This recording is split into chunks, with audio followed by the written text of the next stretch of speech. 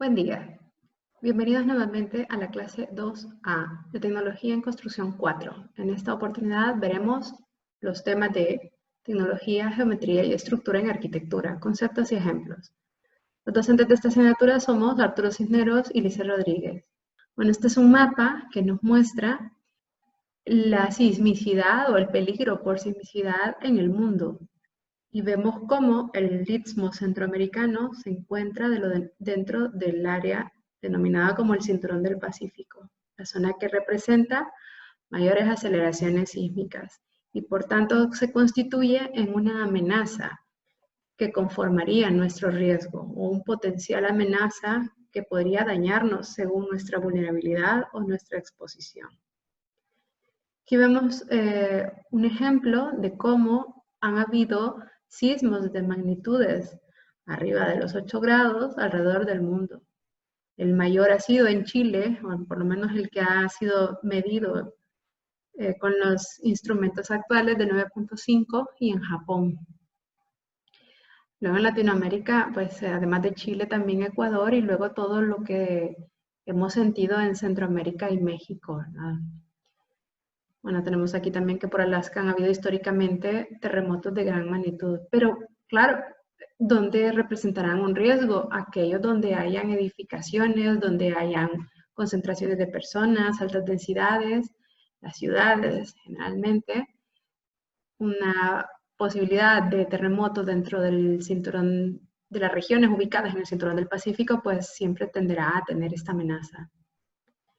Más de cerca vemos este mapa que muestra en cada punto rojo ha sido un terremoto, ¿verdad? De magnitudes ya perceptibles, cuyas intensidades ya han sido perceptibles por la población a partir del 2011. Incluso el Observatorio Ambiental tiene una base de datos muy interesantes y vemos cómo nuestro país, El Salvador, pues nuestra vida diaria más bien la hacemos sobre tierras pues, que están ubicadas en regiones geográficas con amenaza sísmica. ¿Bien?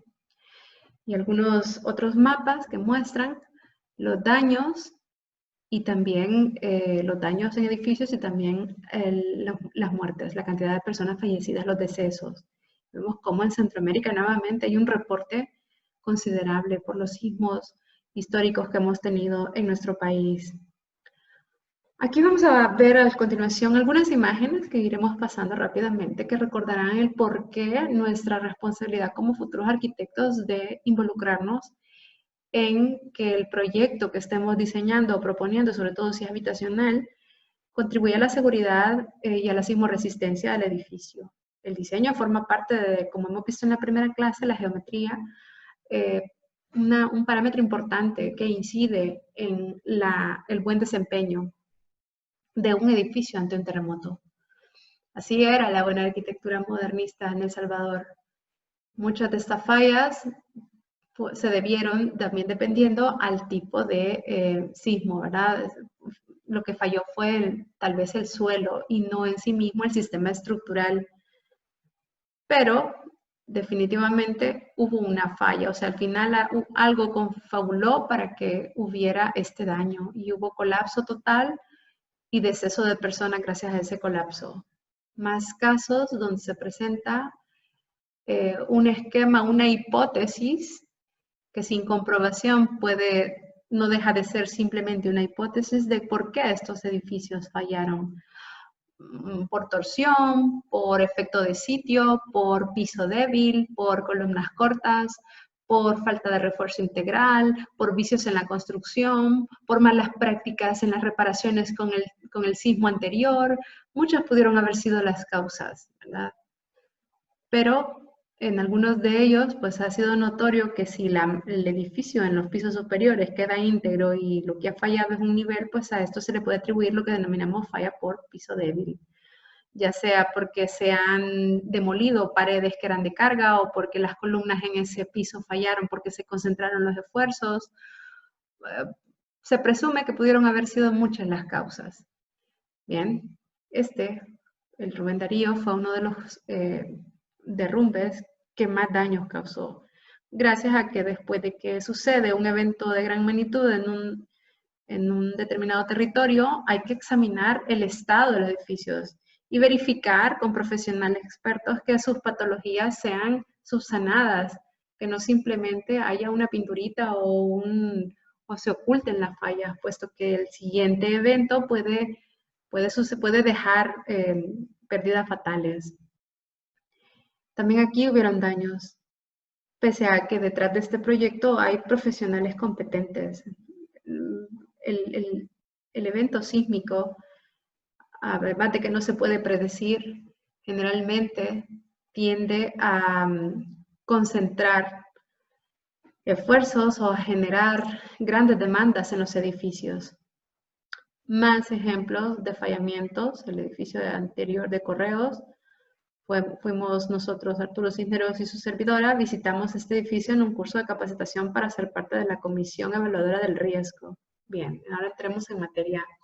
Hemos tomado como fuente de estudio un libro de un nórdico que tiene más de 600 páginas en formato digital. Hemos seleccionado algunos contenidos y algunos conceptos. Hay una traducción al portugués también del libro. Esta, por cierto, el libro está escrito originalmente en idioma inglés, pero esta es una traducción hecha en Barcelona.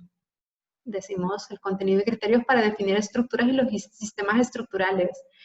El sistema queda definido por dos componentes interrelacionados entre sí: por las fuerzas, el sistema dinámico de transmisión de cargas y control de fuerzas, y por la geometría, que es el sistema descriptivo para determinar la forma de la estructura y el recorrido de las fuerzas.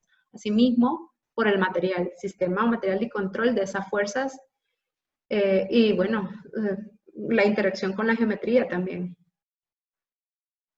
En esta tabla podemos encontrar la clasificación de los principios que rigen a una estructura.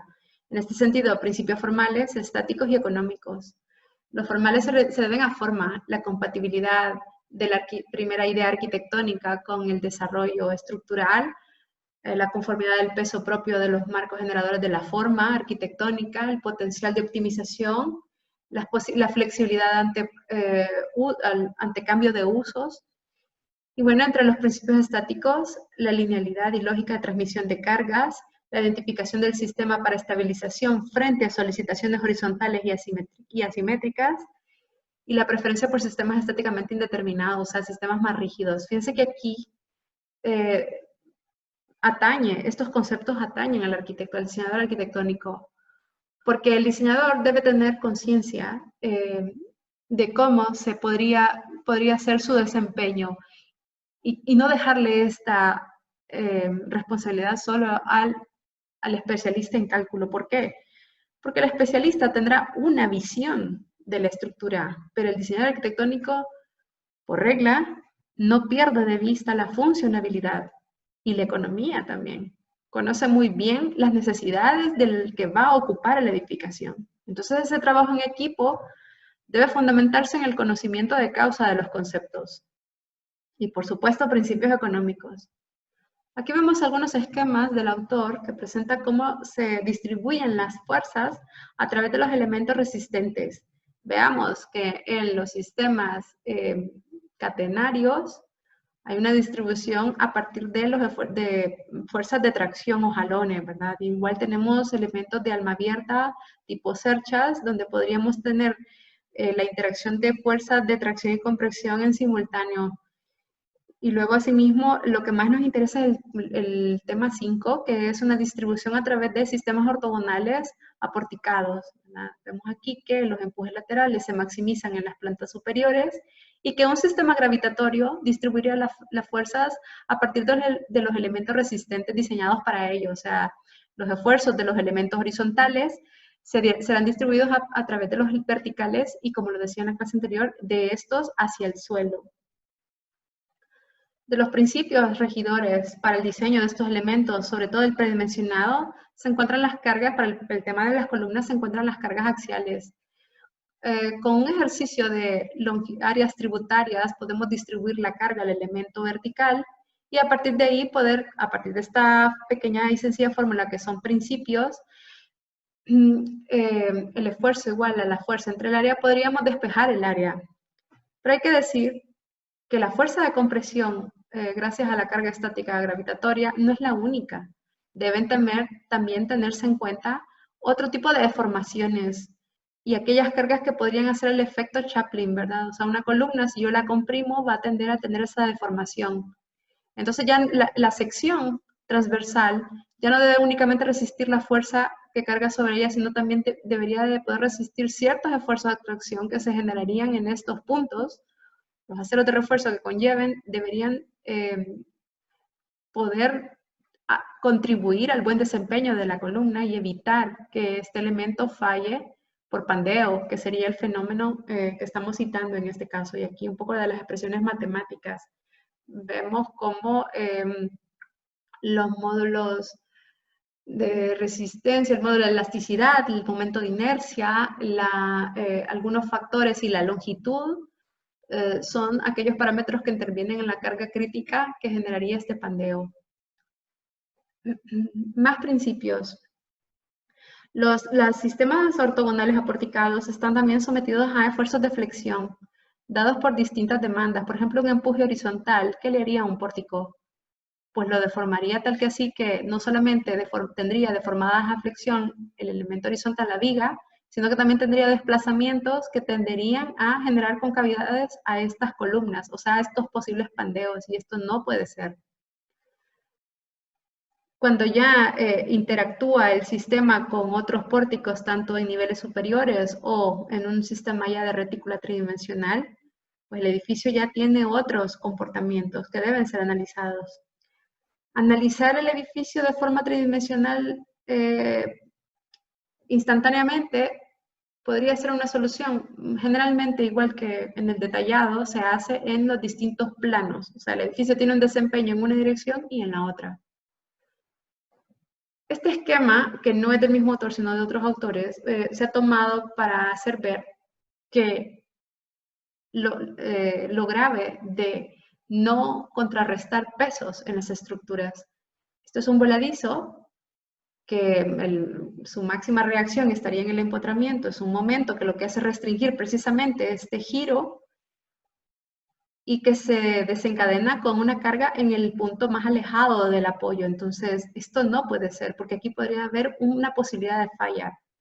¿Cómo contrarrestar un voladizo? Y esto se nos da mucho en los proyectos de arquitectura vertical, porque las terracitas nos interesan como diseñadores arquitectónicos y porque también forman parte de los elementos de fachada que contribuyen a la bioclimática. Pues sepamos que una estructura en voladizo lo mejor sería que tuviera su contrapeso, otra viga que empotra en el entrepiso, o que surja de un elemento vertical donde estos aceros tengan la posibilidad de tener toda la longitud de empotramiento, para que no tengamos esta deformación. ¿Ve? Entonces, si tenemos un sistema articulado, y a eso se refería el texto anterior, la deformada va a ser mayor. A eso se refiere con isostático, pero si aquello es hiperestático, o sea, más restrictivo, pasan dos cosas. Se vuelve más rígido, se deforma menos. ¿Verdad? Y si es más rígido, pues probablemente también es más vulnerable a que el esfuerzo de sismo se concentren en los elementos más rígidos. Es más caro, por tanto. Estoy recordando un poco de Tecno 2, de cómo es un ejemplo de cómo se flectan o deformarían las vigas sometidas a carga uniformemente distribuida. ¿Y qué nos lleva? ¿Por qué tomamos estos conceptos? Bueno, porque son los principios regidores de los módulos estructurales. Entre más sea la longitud entre apoyos, mayor será la flexión a la que estará sometida esta viga si es que no le doto de suficiente canto para que resista esta deformada. Entonces, ojo con esto, en la selección del material y la geometría del elemento interactuarán con la longitud entre apoyos. Y en un ejercicio de estructuración y predimensionado, en un proyecto de arquitectura vertical, pues tenemos que analizar los tres componentes: sistema constructivo, módulo estructural, usos y sección detallado de elementos en la etapa de predimensionado. Aquí dejamos estos listados de cada tipo de sistema de estructuras y de sus componentes para que puedan revisarlo. Asimismo, también presentamos unos cuadros, más bien citamos cuadros de predimensionado del autor, donde conforme a la longitud entre apoyos y dependiendo del material o sistema constructivo, así los cantos sugeridos. Así es como se interpretan estas gráficas y me sirven como un dato de entrada para mi proyecto, para no simplemente no puedo tener yo una viga de 10 metros con un canto de 20 centímetros, o sea, no puedo comenzar un diseño de esa forma. Si quiero tener un control del proyecto y que en la etapa de cálculo estructural el proyecto no vaya a ser desbaratado, pues yo debo de poder, como diseñador arquitectónico, asumir mi responsabilidad del inicio del proyecto. Algunas fórmulas empíricas de predimensionado con base en la longitud entre apoyo y una fracción de esa longitud podría ser igual al peralte según los sistemas constructivos. Y aquí tenemos ejemplos de vigas de diferentes sistemas constructivos. Aquí vemos madera, desde las maderas aserradas, vigas tipo cajón, maderas laminadas, o inclusive mixtos entre madera cerrada, madera microlaminada o madera laminada. En el mundo del universo de los sistemas constructivos de madera, hay mucho ficha técnica que nos da información de la misma forma para aceros estructurales. Lo que sí comentaremos sobre esta, la viga tipo Vierendeel, es que no es adecuada para zonas donde la viga, estos huecos cercanos a los apoyos no es lo adecuado, porque ahí hay mayores cortantes. Es la razón por la que se refuerzan las de concreto armado con mayores estribos cercanos al apoyo, pues estos huecos vendrían a ser fatal para ese detallado. Y luego tenemos en el universo de los sistemas pretensados, con los que actualmente se hacen infraestructuras de vías de paso y que actualmente también son muy utilizados para la edificación, ¿verdad? De elementos que vienen ya con unas concavidades, con unas catenarias inversas que al entrar en carga llegan al eje neutro. La viga tipo B10 es el más sencillo, el que más conocemos, pero tenemos otro tipo de vigas. Por ejemplo, con este tipo se ha hecho ya el segundo edificio en el campus universitario. Algunas configuraciones de los sistemas, tanto unidireccionales como bidireccionales. Los uni, que van en una dirección, las estructuras del entrepiso, y los bi, que van en dos direcciones, los apoyos del entrepiso. Generalmente cuando es cuadrado el marco, el diafragma, confinado entre vigas, pues hay una tendencia a hacerlo, si estamos hablando de sistemas de losa densa, a hacerlo en dos direcciones.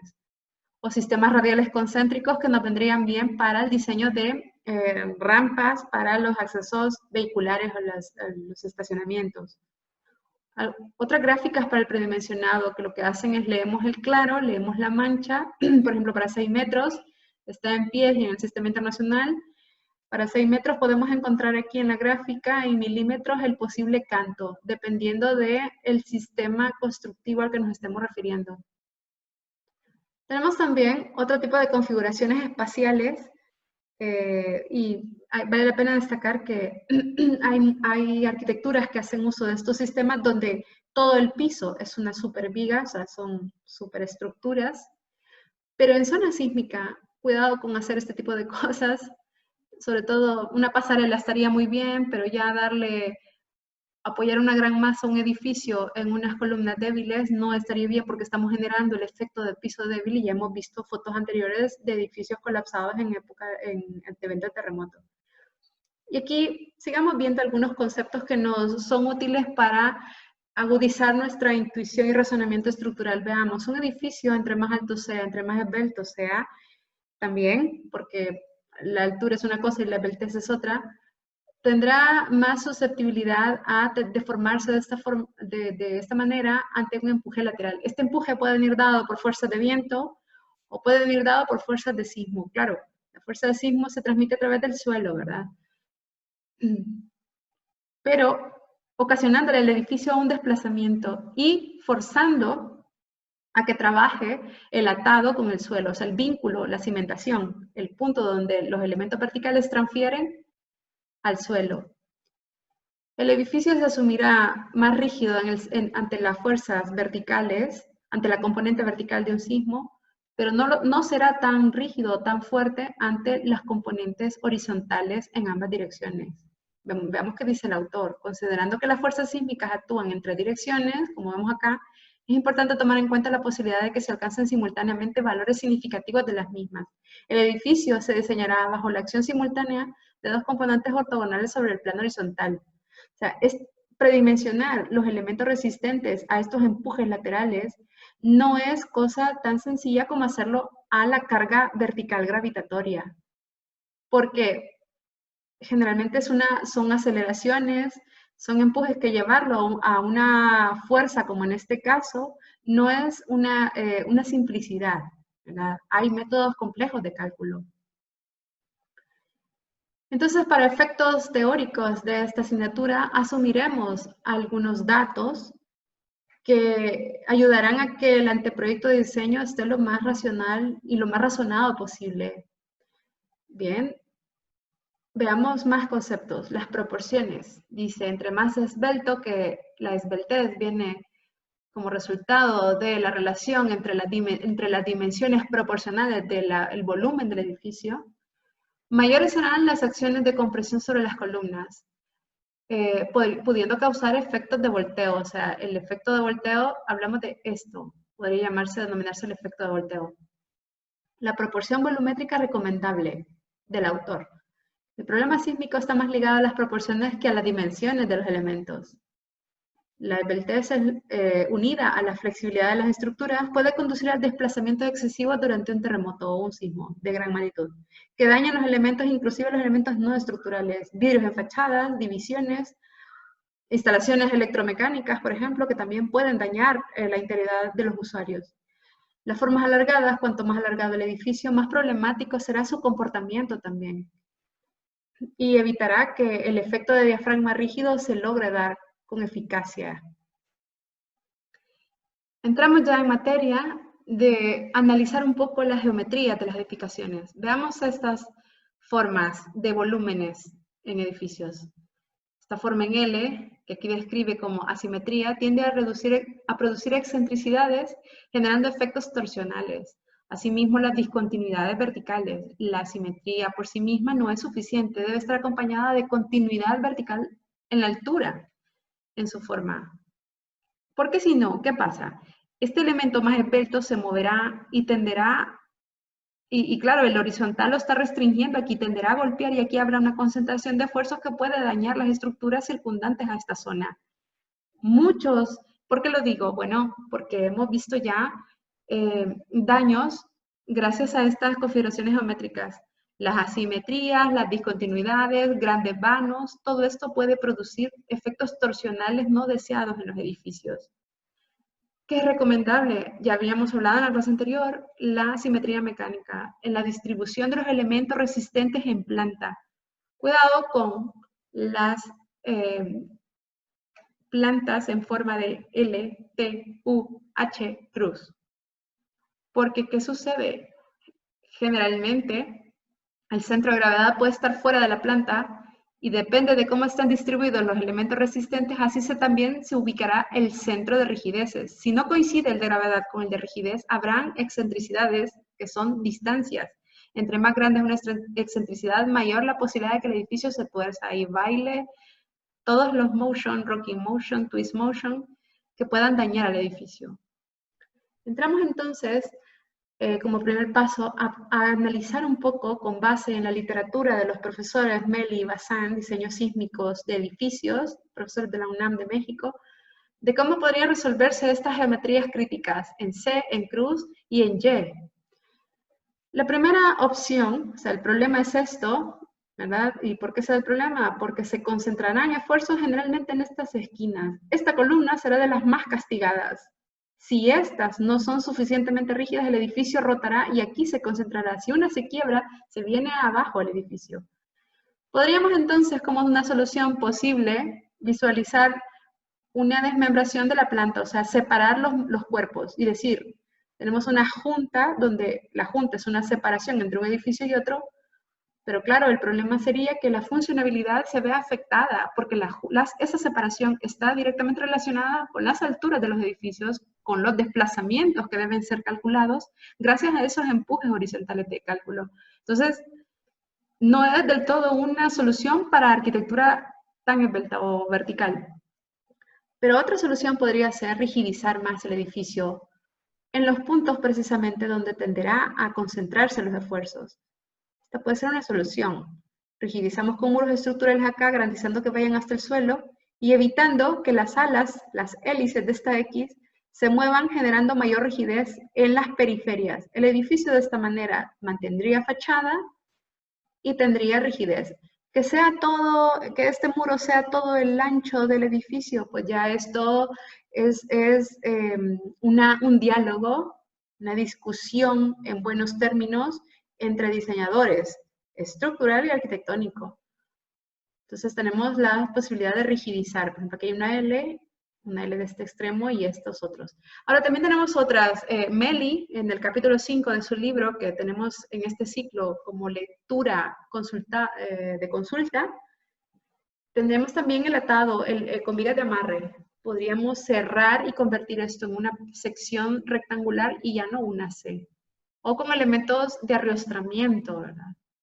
De esta imagen vamos a saltar a otras imágenes que han sido fabricadas para contribuir al nuevo capítulo de Sismoresistencia del libro Tecnología en Construcción. Y veamos qué hay. Bueno, decíamos que según la primera clase, los sistemas estructurales pueden ser del tipo A, donde la responsabilidad de resistir empujes y cargas sea de las columnas, o sistemas duales donde tengamos muros o elementos estructurales que lleven el rol de resistir los empujes laterales y el resto de sistemas resistentes solo lleven el rol o la responsabilidad de resistir carga gravitatoria. Estos elementos que los hemos señalado todos en rojo deben estar dispuestos de tal forma que eviten las torsiones, o sea, en la periferia se comportan mejor que si solo lo hacemos colocándolos al punto central o como núcleo rígido. Todavía más eficiente que un muro, pero también si no tenemos al alcance las tecnologías constructivas, los concretos armados tal vez en nuestra latitud sean más eficientes y más económicas que los elementos de rigidización de acero estructural como son las riostras. Pero, o podemos hacer una combinación, esto ya debería de ir de la mano, es una estrategia que se discute con el diseñador estructural. Y también tenemos otro tipo de edificaciones y de otras estructuras que tal vez no son tan gruesos estos muros, sino que todo el sistema resistente se confiere a todo el cajón. Pero claro, en términos arquitectónicos, estos sistemas son altamente restrictivos desde el punto de vista funcional. Porque claro, si el usuario quiere botar una pared, digamos, en este piso, estaría debilitando todo el sistema. Muchos de las fallas a eventos sísmicos de terremoto han sido porque los usuarios han hecho modificaciones sin notificar a todo el condominio. Y claro, nunca había quedado en evidencia hasta que hay un movimiento fuerte. Luego, ya decíamos en la diapositiva anterior, pero aquí lo estamos presentando, todos los casos posibles y las potenciales soluciones. Asimismo, veremos también algunos esquemas que muestran lo que podría considerarse un error o algo que no se comportará de forma ideal. Veamos este. Esta es la pesadilla de un arquitecto, porque primero nos tapa la fachada, está lleno de muros, será muy rígido, sí, pero no es eficiente. No basta con que sea eficaz, con que haya, sino que debe estar ubicado estratégicamente. Decíamos que este iba a generar torsiones porque todo se concentra aquí, entonces todo alrededor queda débil y si le imaginariamente pongo una fuerza aquí, esto puede girar, ¿verdad? Sí, entonces, ¿qué pasa? Que estas 4 columnas tendrían que hacerse rojitas, significaría que tendrían que ser muy rígidas, como este caso, para evitar que esto gire. Entonces, esta es eficiente, esta no, esta es menos eficiente. Esta tampoco, porque tiene excentricidad. Está ubicado todo, el centro de rigidez estará más cerca de este punto y tal vez el de gravedad está por aquí. Entonces decimos, hay excentricidad, va a rotar y va a hacer pivote, ¿verdad? Aquí habría un eje pivotante alrededor del cual va a girar. Se presume giraría el edificio. Lo mismo pasaría aquí, ¿verdad? Este y este caso son similares. Eficaces, estos dos, configuración idónea. Bien. No mencionamos este. Tampoco este es recomendable. Tenemos unas rigideces y otras rigideces. No es lo mejor. Si comenzamos con un sistema, hagamos todo el edificio con el sistema, o con uno o con el otro. ¿Qué pasa acá? Aquí nos enfrentamos a problemas. No podemos tener configuraciones o irregularidades verticales. Por ejemplo, acá, pisos de triple altura, que se da cuando abajo necesitamos usos comerciales y arriba vivienda, pues estas alturas se necesitan mayor en hoteles también, porque abajo está el lobby, los salones y arriba las habitaciones que son más compactas. La estructura no puede tener, en todo caso debería tener elementos muy rígidos que eviten que aquí se me concentren esfuerzos y que me rompan estas columnas, porque este tramo de columna es más fuerte, más rígido que esta que es más esbelta. Diferentes alturas de columnas también generarían un problema. El efecto columna corta, concentración de esfuerzos. Esta es más rígida que esta que es más esbelta. Diferencia en la regularidad, por ejemplo, que no coincidan los diafragmas rígidos en un mismo edificio puede generar efecto columna corta en algunos de los ejes. Tendría que ser esto una supercolumna para garantizar la eficiencia y el buen comportamiento. Efecto columna corta donde rigidizamos los barandales y entonces todo se me concentra en este tramo de columna al aire, claro, porque el muro lo que hace es el efecto empotramiento de columna. Entonces, mucho edificio ha fallado gracias a elementos no estructurales mal ubicados. Aquí también tenemos una concentración de fuerzas en estas vigas débiles. Dos muros, lo suyo sería, y hay edificios en San Salvador que tienen esta estrategia de que tenemos dos ejes verticales resistentes y están unidos por un piso de viga, ¿verdad? Que estas mini viguitas en cada nivel. Piso débil y asimetrías. En una dirección se comporta de una forma y en la otra es más rígida. Miren esto. Más errores. Piso débil. Esto no se puede hacer. Si aquí tengo estacionamientos subterráneos, estas X deben llegar hasta el suelo. Me estorban que no sé qué. Pues a rediseñar se ha dicho, jóvenes. Luego acá. No es lo mejor. Hay una transferencia de esfuerzos, pero no es uniforme. Entonces, este nudo sufrirá en caso de terremoto. Columnas no pueden desaparecer. Cambio de secciones estructurales drásticas. Vengo de columnas de 1 metro por 1 metro y paso drásticamente a 50 por 50. Es cierto, por eficiencia y arte carga gravitatoria, la sección va a disminuir en los pisos superiores. Pero por sismicidad no puedo hacer ese cambio abrupto. Debe ser gradual y no de la forma en que se está presentando acá. Esto con reservas. No es que no se pueda hacer, de hecho puede ser que los pisos superiores no requieran estas rigidizaciones, pero porque los máximos esfuerzos de corte se concentran en la parte baja.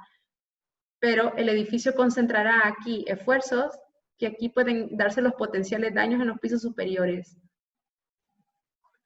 Piso débil, vimos ya una foto. Estas dobles, triples alturas en pisos intermedios, si no están debidamente rigidizadas, pueden sufrir. No quiere decir que no se pueda hacer, pero van acompañadas de una estrategia de rigidización. Y tanto a niveles intermedios como en el primer nivel, que quizás es más grave en el primer nivel, porque claro, hay mayores concentraciones de esfuerzos abajo, y entonces, como hemos visto en la primera clase, los diagramas de cortantes, axiales, momentos son mayores por empuje lateral, son mayores en los primeros niveles. Por eso es que son más robustas las columnas. Entonces, aquí, ¿qué pasa? Son robustas, sí, pero la altura ya me la está haciendo esbelta. Bien. Y estas son ejemplos de algunas configuraciones o estrategias para edificios de más altura. Teníamos dos núcleos rígidos, muros intermedios. Sepamos que la distribución de esfuerzos que resisten los muros y al resto de la edificación, para que no se muevan ellos solitos, sino que todo el edificio se moverá en la misma dirección, es a través de los diafragmas rígidos, o sea, los entrepisos. Y estrategias para edificios ya de 20, 30 pisos. Hemos visto los anteriores que eran para 10 niveles. ¿Verdad? Bien. Otras estrategias que ya lo que hablamos aquí es de pisos técnicos. Retomaré un concepto de esta diapositiva y era que la proporción volumétrica debería, idealmente no debe exceder, si este B, 3B, 4b de altura. Hay que revisar estas proporciones en los proyectos que vamos a desarrollar. La disposición de los elementos verticales sismoresistentes será definitiva en la capacidad torsional del edificio, o sea, será crucial. Estas excentricidades no pueden darse, por lo tanto, no basta con que hayan elementos resistentes de empuje lateral en ambas direcciones, sino que deben de estar ubicados en planta, si es posible, de forma simétrica, intentando que también contribuyan a la rigidez torsional y que no la generen como este caso. De forma ideal, podemos observar en la parte baja de la diapositiva 3 casos que son óptimos para nuestros proyectos. Son 3 configuraciones estructurales donde tenemos la retícula ortogonal que resiste en carga gravitatoria y los elementos en oscuro, aquellos elementos que resisten empuje por sismo. Regresamos al autor nórdico, donde tenemos esquemas de distribución de esfuerzos y de cómo esto ya lo habíamos visto en las primeras diapositivas. Más esquemas de distribución de esfuerzos. Un esquema para comprender de mejor manera cómo funciona el área tributaria que tributa a los pesos o las cargas a las columnas. Entonces vemos aquí que cuál de estas 3 en oscuro se mira cuál es la que está la que resiste más carga gravitatoria, pues la del centro, porque resiste el 100%. Miren, la mitad de este tablero de entrepiso y la mitad del otro, entonces resiste todo esto. Conferirle esta responsabilidad del área tributaria ya toca al cálculo estructural. Pero para un bajado de cargas, para un predimensionado, este ejercicio nos puede servir. Entramos entonces ahora a cómo se comportan o cómo deberían de conformarse las arquitecturas verticales ante estos empujes laterales. Pasa esto, mire, una figura ortogonal por geometría pues tiende a deformarse. Si yo empujo un triángulo, yo le apuesto que el triángulo no se desplaza porque es más estable la figura. ¿Por qué? Las 3 catetos del triángulo, los 3 lados, cada uno se convierte en la resultante de los otros 2. Entonces es diferente al caso del paralelepípedo. Mire cómo se deforma. Pero si ya tengo elementos resistentes, pues vuelve a su... no se desplaza tanto. Veamos otra diapositiva donde muestra los desplazamientos conforme a la estrategia de rigidización por piso técnico. Veamos si lo coloco acá, el desplazamiento máximo se dan arriba. En la medida en que yo voy aumentando la altura, estoy siendo más eficiente y disminuyo el desplazamiento, que es la mancha en negro. Entre más esbelto, entre más alto un rascacielos, o sea, un edificio, así las estrategias de rigidización.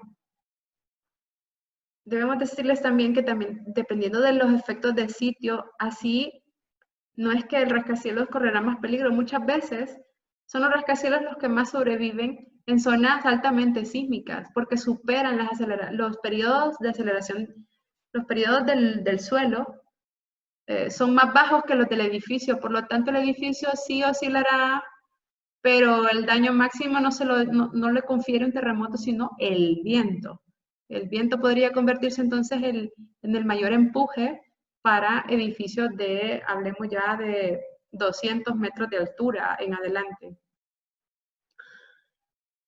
Más ejemplos de cómo puede funcionar de forma intuitiva los pórticos arriostrados. Miren, aquí vemos estas flechitas así, estos giros son momentos y estas ya son descargas de compresión por estos momentos. Mire cómo aquí, bueno, de hecho esto es si está girando para acá, a ver, deberíamos tener aquí una compresión y aquí una tracción por la forma en la que está inclinada, ¿verdad? Pero si va en el sentido opuesto, entonces se invierte. Ahora siento yo tracción y aquí vendré con compresión.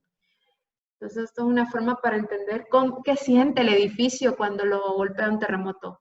Esta gráfica es muy interesante porque nos mostrará las estrategias de arriesgamiento según las alturas. Esto es muy útil para iniciar con un proyecto de este tipo. Ahora, el nuestro está por aquí, Tecno 4 andamos por 10 niveles. Pero ya en los talleres más de último año más adelantado, pues ya podríamos consultar nuevamente la literatura. Luego entramos ya al mundo de los tirantes o los arrastramientos, ¿verdad? Tenemos estas exageraciones que no tenemos terreno como para poner un super tirante, que puede precisamente ser la estrategia de las estructuras de puentes. Incluso el autor va haciendo va modificando, mueve esta distancia, la disminuye, si esta esquina la desplaza hasta acá y vamos teniendo esto hasta convertir la configuración en algo estable. ¿Pero por qué he puesto yo este signo acá? Porque preferimos que esto no se haga. No aumentamos el área en los pisos superiores porque estamos aumentando la masa o el peso y decimos no. Y aquí entramos a los ejemplos que nos gusta mucho. Bueno, este es un ejemplo de estrategia de superestructura donde vemos el sistema porticado interno, pero el empuje lo resiste. Esta supercercha todo el edificio con volumetría total, pues es una supercercha arrastrada. O sea, estos elementos en rojo envuelven a todos los portiquitos que puedan haber adentro del edificio. Este es de la Zaha Hadid, está construido en Miami, en Florida, en Estados Unidos, y ahí está en su proceso de construcción impactante. Yo creo que ya está terminado. Estas fotos son del 2010 diciembre 18. Una cosa impresionante, ¿verdad? Son sistemas de acero estructural. Zaha Hadid no deja de sorprendernos, pero si nosotros estudiamos ciertos principios, disfrutamos mucho más la arquitectura. Veamos la diferencia entre uno y otro. Mira, claro, este es más alto. Y hay que también notar algo. Recordamos que el viento los va a mover. Y si tiene al vecino, entre más esbelto y débil sea, más se va a desplazar. Entonces puede golpear al vecino. Puede pasar eso. De pronto le doy la mano al vecino aquí. Claro, el efecto de viento ya no es el mismo cuando hay barreras. Y vea cómo, otro aspecto a notar es cómo estas descargas se llevan hasta el suelo. Bien. Más estrategias de rigidización. Siempre pensamos que solo el núcleo no es del todo eficaz. Sí es eficaz, pero no es del todo eficiente por el tema torsional. Pero que si no tenemos de otra, pues ya trabajar el ingeniero verificando que los diafragmas sean suficientemente rígidos para que el núcleo no tienda a generarle torsión con relación al perímetro. Cosas que no recomendamos, pero que sepamos que se pueden en zonas no sísmicas. Bueno, te puedo tener una super columnota del cual se van a colgar los pisos. Esto se da. Hay el edificio Castelar, que lo podemos buscar en videitos en YouTube en Madrid. Podemos buscar que es una verdadera obra de ingeniería, es lindísimo. Y es esta configuración. Una super viga que sostiene todos los pisos. También el edificio Mediatic de Barcelona, que también tiene esta configuración estructural. ¿Podríamos en El Salvador construir un edificio así? Pues aquello sería una fundación que como falle, todo el edificio se me viene. Es una responsabilidad muy grande, ¿verdad? Como para hacer locuras innecesariamente. Pero pueden resolverse estas configuraciones. Esta particularmente me llama la atención. Ahora, el problema aquí es un solo punto de apoyo.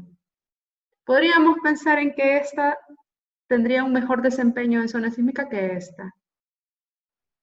Otras configuraciones, y ponemos en no aquellas que terminan en punta en la base y decimos sí a un cambio de sección con esta configuración para sus talleres de último año por si les resulta bien. Los medios consultados, el autor al que nos referíamos es Engel Heinrich, Sistemas de Estructuras, de Bloom Edition de 1997, traducido por la Gustavo Gili de Barcelona en 2001. Es una literatura donde hemos obtenido estos esquemas. Y bueno, tenemos otros libros de consulta también. También una cátedra que hemos recibido con el ingeniero Coelho de cómo diseñar, hacer diseños sismoresistentes para arquitectos, ¿verdad? Diseño estructural o predimensionado estructural para arquitectos. Bien, muchas gracias. Hasta luego.